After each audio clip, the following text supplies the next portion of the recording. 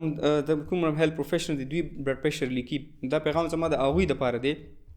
د یو کشر په حیث باندې چې کله تاسو بلډ پریشر نوٹ کوئ د چا بلډ پریشر وګورئ نو دا په ایون نمبرز کې لیکئ لکه 109 107 یا 103 دا د دې لیکلو نه بهتر دي چې تاسو 106 110 108 داسې ولیکئ که نه د شپې د خپل خوب نه راپاسي تاسو سره کور ته مریض لاړ شي همدغه خلک تاسو سره قرضدار هم کوي د کوم کلي کې کوم خلک پریکټس کوي د مریض کله بیمار شي یا د هغوی مریض بیمار شي او هسپتال ته راوړل شي هغه ورسره په خپله راځي ځکه چې هغه ته دغه هسټري معلوم وي بیا چې کوم ډاکټر څو پیلې داسې ما کتلي دي چې میډیکل ټیکنیشنز کوم چې پریکټس کوي هغه د خپل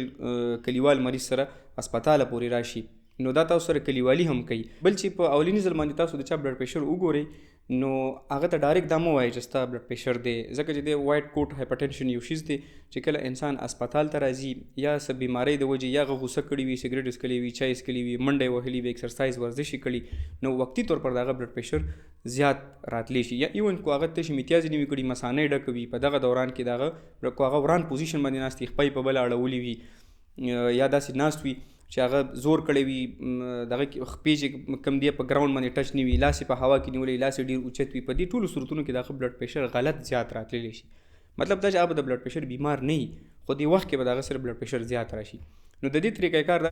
السلام علیکم یو ډېر ضروري پیغام در سره شیر کوم کله هم چې تاسو د چا بلډ پریشر وګورئ او هغه په یو پیج باندې نوٹ کوئ یا لیکئ یا چاته لیږئ نو تاسو کوشش کوئ چې دا په ایون نمبرز کې لیکئ د دې مطلب دا دی کو د یو کس بلډ پریشر فرض کا 139 بای 109 نو تاسو له پکار دی چې دا تاسو 140 بای 110 ولیکئ دا زه نه وایم دا د کارډیالوجي چې کوم امریکن کالج اف کارډیالوجي ګایډ لاینز وي کوم هدایات دي چې کوم په ټوله دنیا کې څومره چې د دې طب سره د کارډیالوجي سره تړلي ډاکټران دي هغه دا فالو کوي دا هغوی وي د دې ډېرې فایدې دي یو خو دا چې اکثر موږ د او پی ډي ته مریض راشي نو هغه بلډ پریشر په داسې نمبرز کې لیکلی وي چې موږ هم پکې کنفیوز کېږو او مریض په خپله هم په یادولو کې مسله وي ګوره یو کس ته دا یادول ډېر ګران دي چې 139 بای 109 خو دا ورته یادول اسان دي زما برنی بلډ پریشر 140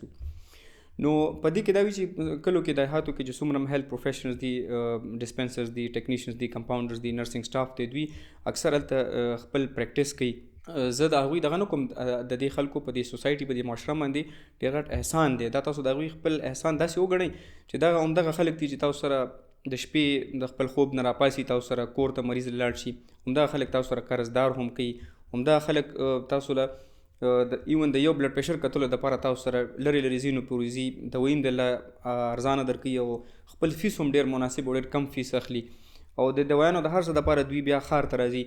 ایون چې دا ما داسې هم لیدلی چې د کوم کلي کې کوم خلک پریکټس کوي د مریض کله بیمار شي یا د هغوی مریض بیمار شي او هسپتال ته راوړل شي هغه ورسره په خپله راځي ځکه چې هغه ته دغه هسټري معلوم وي بیا چې کوم ډاکټر څو پیلې داسې ما کتلي دي چې میډیکل ټیکنیشنز کوم چې پریکټس کوي هغه د خپل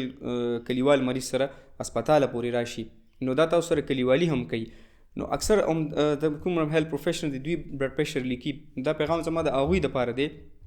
د یو کشر په حیث باندې چې کله تاسو بلډ پریشر نوٹ کوئ د چا بلډ پریشر وګورئ نو دا په ایون نمبرز کې لیکئ لکه 109 107 یا 103 دا د دې لیکلو نه بهتر دي چې تاسو 106 110 108 داسې ولیکئ که نه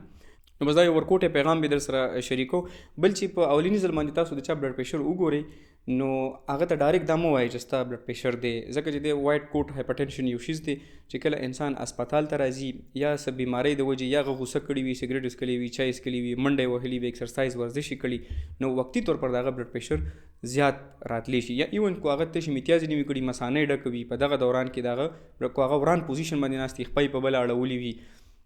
یا داسې ناست وي چې هغه زور کړی وي دغه خپې چې کوم دی په ګراوند باندې ټچ نه وي لاس یې په هوا کې نیولی لاس یې ډېر اوچت وي په دې ټولو صورتونو کې د هغه بلډ پریشر غلط زیات راتللی شي مطلب دا چې هغه به د بلډ پریشر بیمار نه وي خو دې وخت کې به د هغه سره بلډ پریشر زیات راشي نو د دې طریقې کار دا دی چې تاسو بلډ پریشر یو خو په دواړو لاسونو باندې ګورئ اولیني ځل باندې بل دا چې مریض له لږ شان دمه ورکوئ چې هغه لږ په قلاره کېږي بیا دغه بلډ پریشر ګورئ که مریض ناست وي نو دغه کوشش کوي دغه خپه په بله باندې نه یې اورېدلي خپه یې دواړه انکراسډ وي او خپې په ځمکه باندې لګېدلې وي کو مثانه یې ډکې وي هغه له تشې میتیازې ورځي نو هغه اول واشروم ته پرېږدئ او بیا خاموشي د بلډ پریشر د کتو په دوران کې خاموشي ډېره زیاته مهم ده بیا کو تاسو وکتل چې یاره بلډ پریشر خو د 140 نه زیات روان دی دا هر څه مه وکړو خو بیا هم بلډ پریشر زیات دی نو بیا دویمه طریقه دا ده چې بجای د دې نه چې هغه ته یو دوایي ولیکل شي د بلډ پریشر داسې دوایي ده چې یاد ساتئ دا به ټول عمر بیا خوري او په دې کې دا نشته چې کله به خورم کله به نه خورم ځکه د بلډ پریشر علامات نشته دی بس هغه جاري دوایي ده به چې سهار راپاسي څنګه چې خلک رزق خوري داسې به د بلډ پریشر دوایي خوري نو د دوایي د لیکلو نه مخکې او یو مریض په دې باندې کنوینس کول چې دا ستا دوا دي دا به ته ټول عمر خوري او ریګولر به یې خوري. د دې نه مخکې تشخیص ډېر زیات ضروري دی. هغه داسې چې بلډ پریشر پکار دی چې 7 ورځې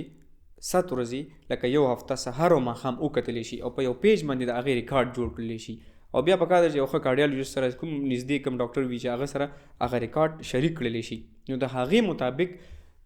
دا به هغه ډیسایډ کوي او دا به هغه ریکارډ ډیسایډ کوي چې تا ته د یو فارمولې والا دوی پکار ده که نه تا د کمبینیشن پکار دی. کله نه کله مریضان د بلډ پریشر دپاره په 3-4 قسمه مختلف دوايانو باندې نو کله هغوی ته هغه پکار وي خو کله هغه د په غلطه طریقه باندې هغه په هغه دوايانو باندې اچولی شوي وي. نو که دا ریکارډ تاسو جوړ کړئ نو دا ټولې مسلې به حل شي. ډېره مننه.